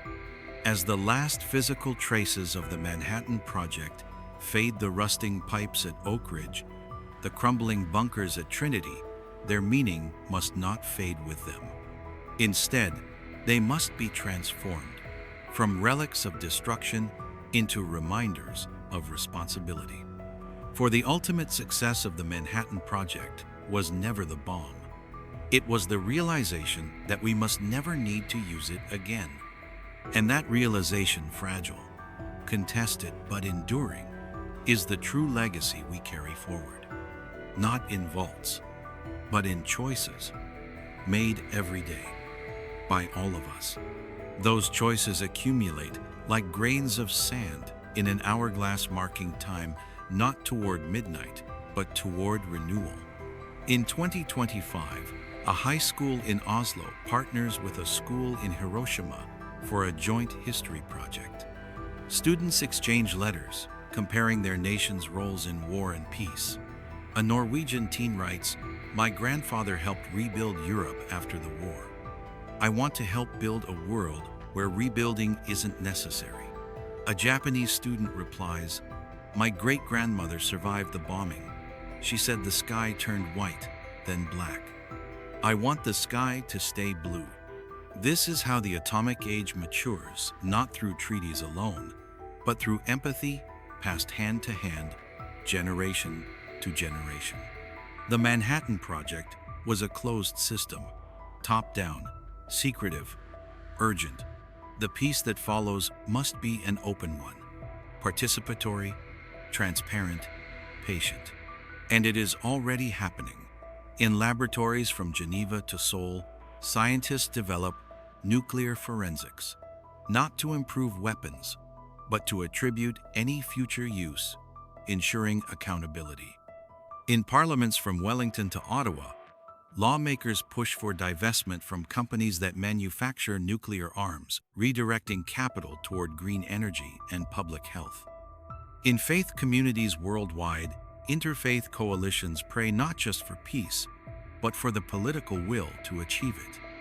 Even the military is changing.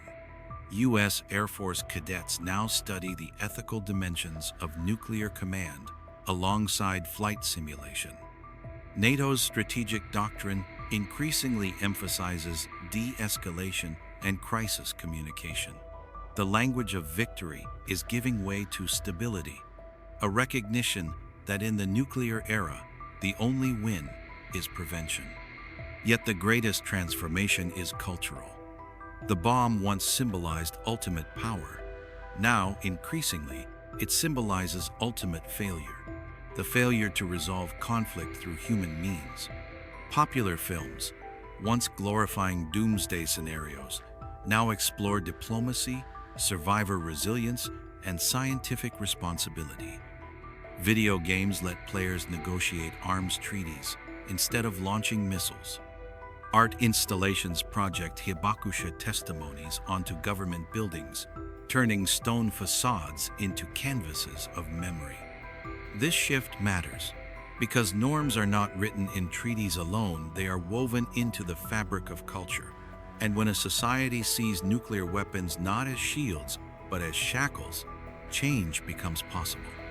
The Manhattan Project began with a fear that others would get the bomb first. Today, the fear is different, that we will keep it too long, that we will mistake deterrence for destiny, that we will forget that every warhead in a silo represents a choice deferred, not a solution secured. But we have not forgotten, not entirely. In the quiet hum of a Los Alamos supercomputer running disarmament verification models, in the rustle of paper cranes sent to Hiroshima from a classroom in Nairobi, in the steady voice of a diplomat insisting on one more round of talks, there is proof that the human spirit resists finality. The fire that lit the desert in 1945 did not consume our future. It illuminated our responsibility. And as long as we honor that light not with monuments of stone, but with actions of conscience, the story will not end in ash. It will continue in peace. That peace is not a destination, but a practice renewed in the daily refusal to normalize the unthinkable. In 2025, as global tensions simmer and new technologies blur the lines of warfare, the lessons of the Manhattan Project are more vital than ever, not as a relic of the past, but as a compass for the future. For the project's true legacy lies not in the physics of fission, but in the ethics of foresight. It showed that humanity can achieve the impossible, but also that achievement demands accountability. Every breakthrough since, from CRISPR to quantum computing, carries that same dual charge: the power to heal or to harm, to liberate or to control. The difference lies not in the tool, but in the hand that wields it and the society that guides that hand. And so, the work continues, not in secret cities, but in open forums, not through unilateral action, but through global cooperation. The International Atomic Energy Agency verifies nuclear programs in over 180 countries. The Comprehensive Nuclear Test Ban Treaty Organization monitors the planet for the faintest whisper of a detonation. Grassroots networks like Mayors for Peace, now over 8,000 cities strong, declare their communities nuclear-free zones, stitching a tapestry of local commitment beneath the fragile canopy of international law. Even in the face of setbacks, rising defense budgets, stalled treaties, geopolitical brinkmanship, the norm against nuclear use holds. It is not enforced by police, but by memory. By the image of a shadow burned into Hiroshima stone. By the voice of a survivor saying, "I was 10 years old. I lost my sister. I never found her shoes." These are the anchors that keep us from drifting into the abyss. And they are being passed on. In 2024, UNESCO added the Hiroshima Peace Memorial and the Manhattan Project sites to a joint educational initiative, teaching students to see both the creation and the consequence as one story. Not to assign blame, but to understand cause and effect. Not to glorify, but to guard against repetition. This is how history becomes wisdom. As the last scientists who worked at Los Alamos in 1943 pass away, their notebooks are digitized, their interviews preserved. But their most important inheritance is not data, it is doubt. The doubt that made Oppenheimer quote the Gita. The doubt that made Szilárd campaign for arms control. The doubt that whispers, "Just because we can does not mean we should." That doubt is the seed of responsibility. And in a world racing toward new thresholds, autonomous weapons, synthetic biology, climate engineering, it is more essential than ever. The Manhattan Project began with a letter, warning of what might come. Today, we write a new letter not on paper, but in policy, in protest, in pedagogy. A letter that says, "We have seen the fire. We know its cost. And we choose, again and again, to build a world where it never burns again. For the story is not over. It is ours. And we are still writing it, with care." That care manifests in the most ordinary of places, in a university ethics board reviewing a proposal for AI-driven surveillance, in a city council voting to join the Treaty on the Prohibition of Nuclear Weapons, in a parent explaining to a child why we remember Hiroshima not with hatred, but with hope. The Manhattan Project was extraordinary in scale, but its antidote is found in the cumulative weight of ordinary choices made with extraordinary conscience. In 2025, as nations grapple with converging crises, climate disruption, pandemics, cyber warfare, the illusion of security through superior force continues to erode. Military leaders now speak openly of existential risks that no arsenal can deter: rising seas, crop failures, mass migration. True security, they acknowledge, lies in resilience, cooperation, and prevention. The logic that justified the bomb in 1945, that overwhelming force ends war, has been overtaken by a new reality. That overwhelming interdependence demands new tools. And those tools are being forged. The same computational power once used to simulate implosion now models climate tipping points and pandemic spread. The same satellite networks that tracked missile launches now monitor deforestation and methane leaks. The infrastructure of the nuclear age is being repurposed for planetary stewardship, a quiet redemption of its origins. Yet, the shadow remains. Modernization programs continue. New warheads are certified. Hypersonic glide vehicles compress decision time to minutes. The risk of escalation through miscalculation, amplified by AI, social media, And eroded diplomacy is real, but so is the resistance. In 2024, a coalition of scientists, faith leaders, and survivors launched the 90 Seconds to Midnight campaign, using the doomsday clock as a call to action, not despair. Their message: the clock can be turned back, but only if we act together. At the heart of this effort is a profound shift in perspective.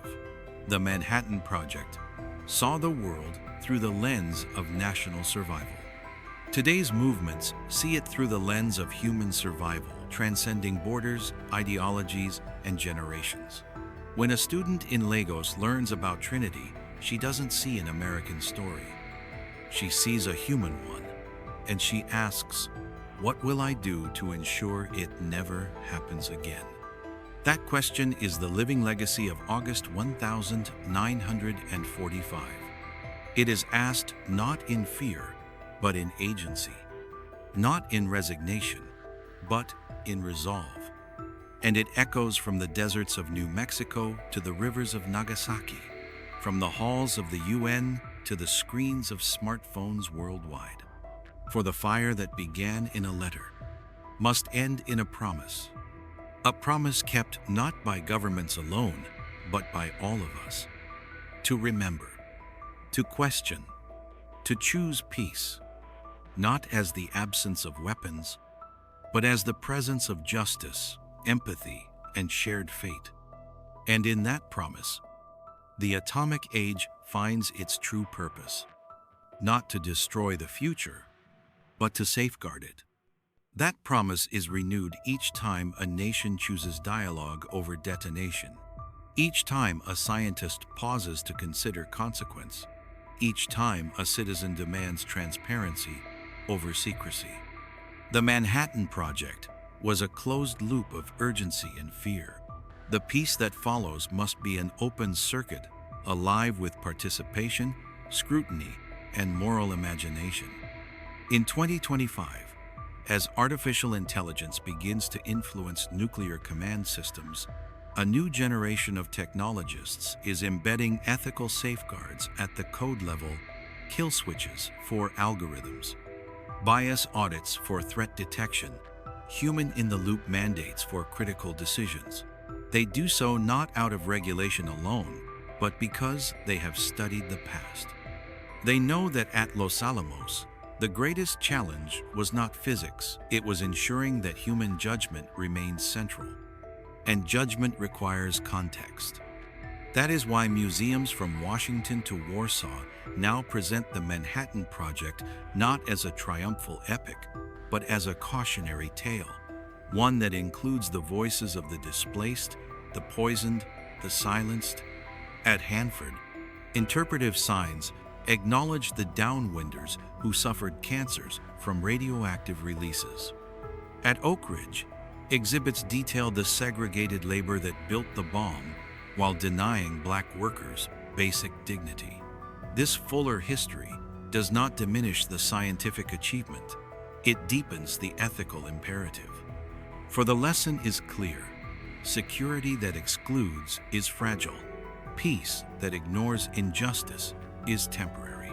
True stability emerges only when all voices are heard, especially those historically marginalized in decisions about war and peace. Indigenous communities, once treated as obstacles to nuclear testing, now lead in environmental monitoring and land restoration. Women, long underrepresented in defense policy, now chair key disarmament committees at the UN. Youth, dismissed as idealistic, drive global campaigns that reframe nuclear weapons not as symbols of strength, but as relics of a dangerous past. This inclusivity is not incidental, it is essential, because the atomic age revealed a fundamental truth.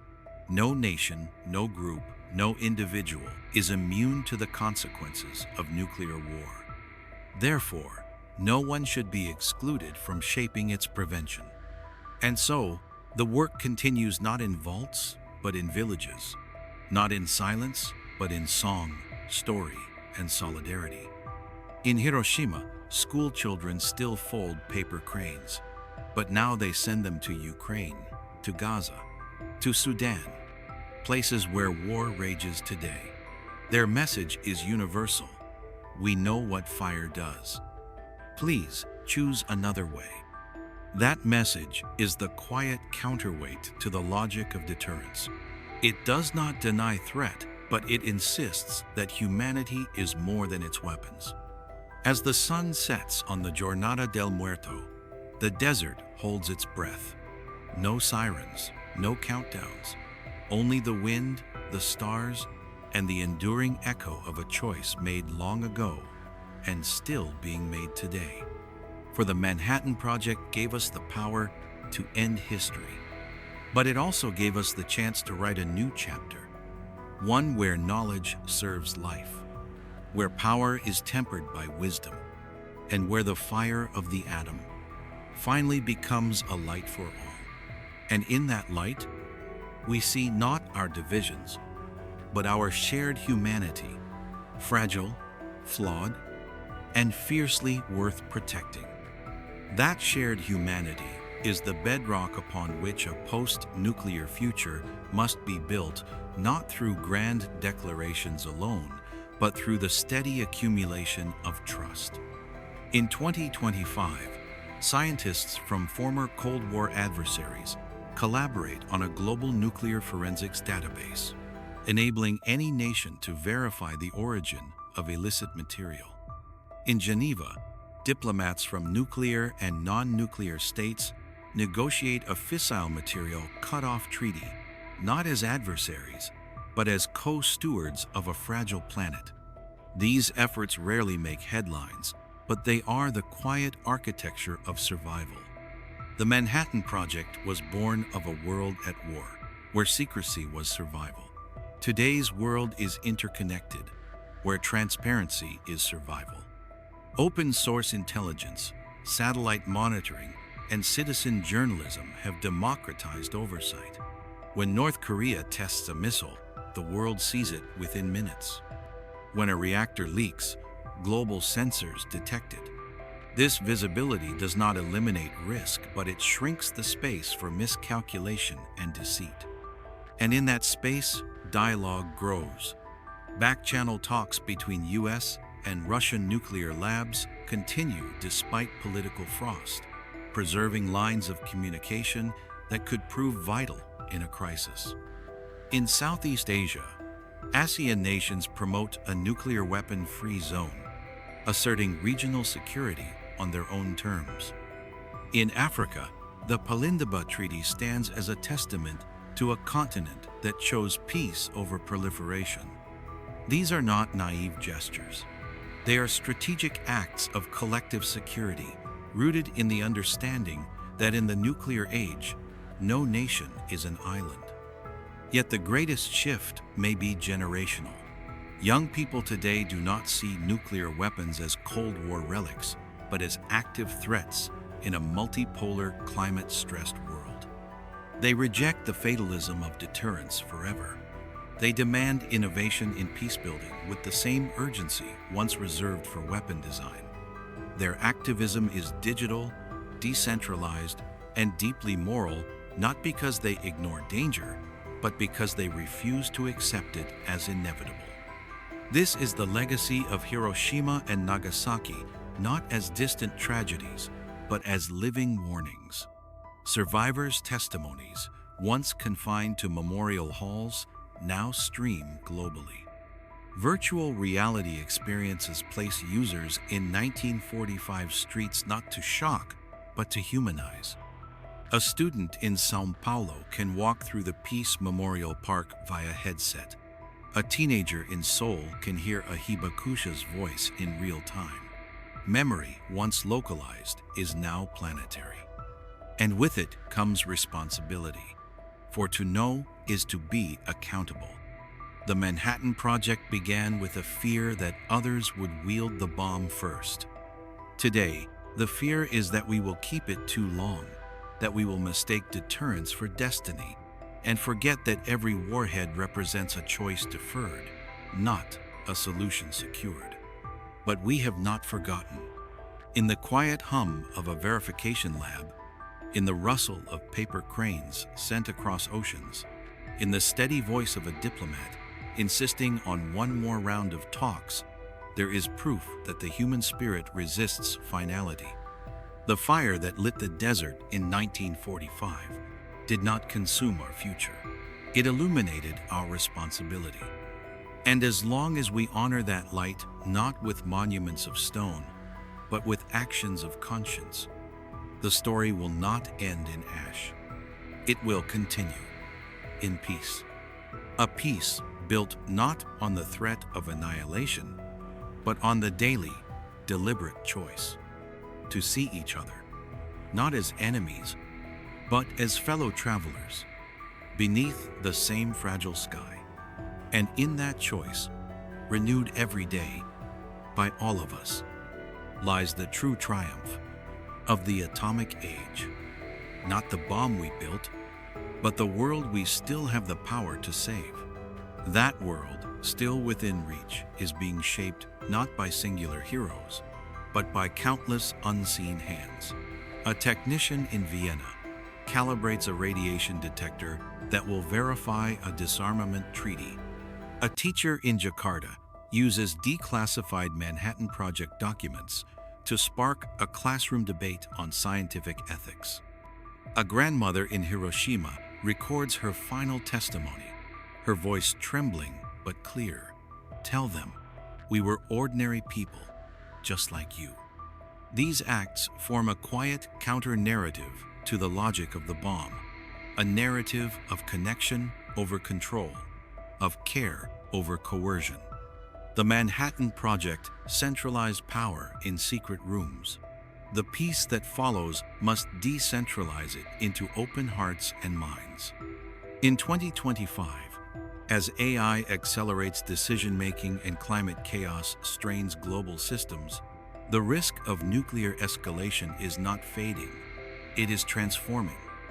Cyber attacks on early warning systems, drone swarms mistaken for missiles, disinformation campaigns sowing panic. These are the new fault lines.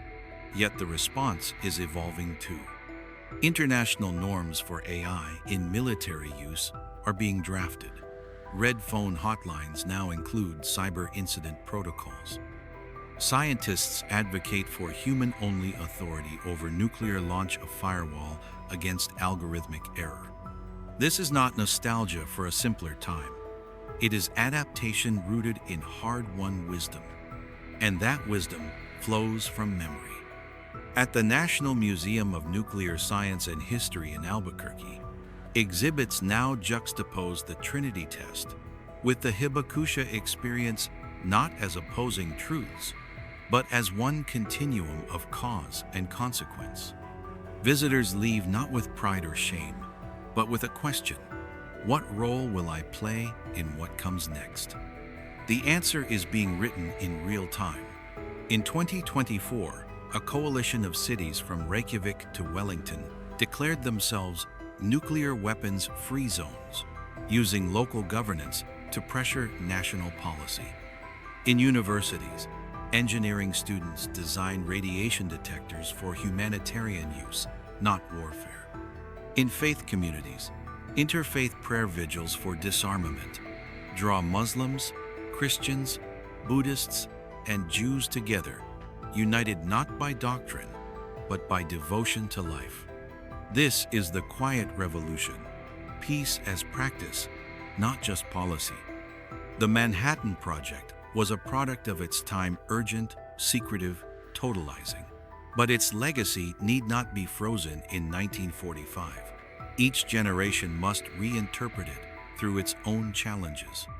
For us, in an age of cascading crises, the lesson is this: that no single technology, however powerful, can solve problems rooted in human division. True security lies not in superior weapons, but in superior wisdom, in the ability to see our shared fate before it is too late. As the last light fades over the Jornada del Muerto, the desert holds its silence. No sirens, no countdowns. Only the wind, the stars, and the faint, enduring glow of a choice made long ago and still being made today.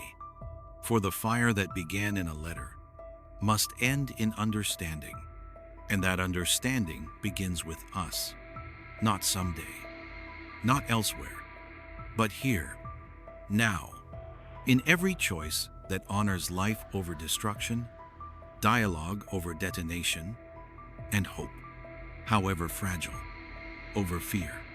For the story is not over. It is ours to write, and we are still writing it, with care.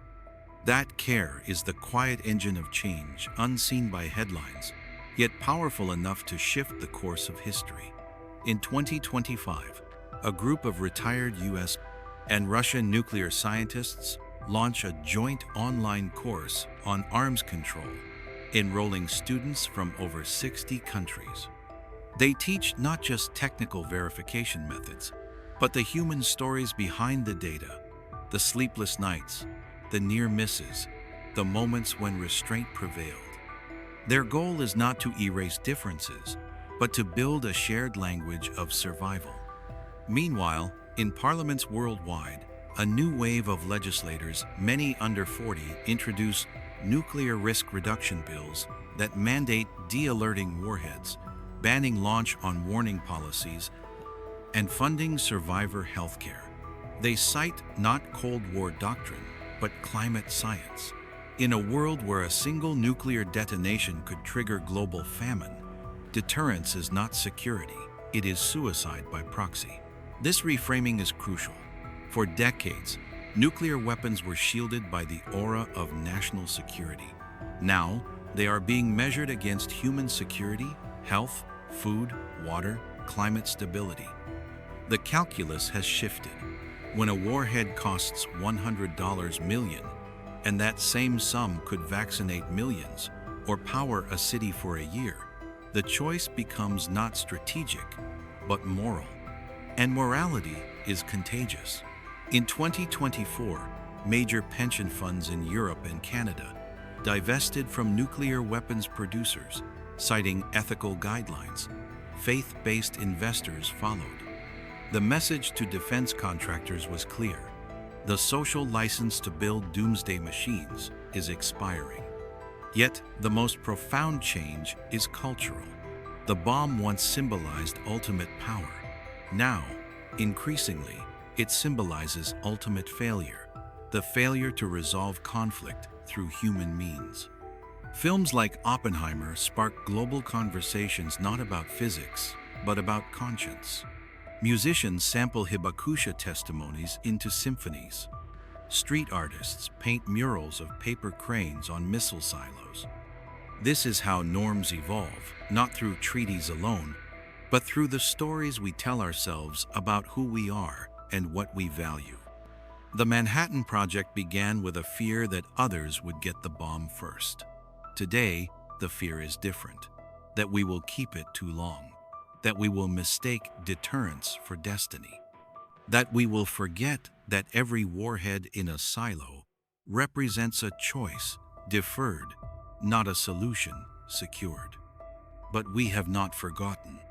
In the quiet hum of a Los Alamos supercomputer running disarmament verification models, in the rustle of paper cranes sent to Hiroshima from a classroom in Nairobi, in the steady voice of a diplomat, insisting on one more round of talks, there is proof that the human spirit resists finality.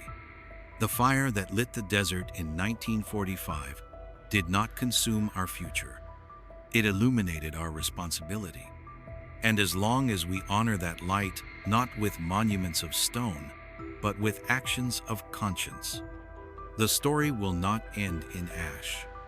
It will continue in peace. A peace built not on the threat of annihilation, but on the daily, deliberate choice to see each other, not as enemies, but as fellow travelers beneath the same fragile sky. And in that choice, renewed every day by all of us, lies the true triumph of the atomic age, not the bomb we built, But the world we still have the power to save. For the desert at Trinity is silent now, but the world is listening. And in that silence, we hear the echo of a choice, still ours to make.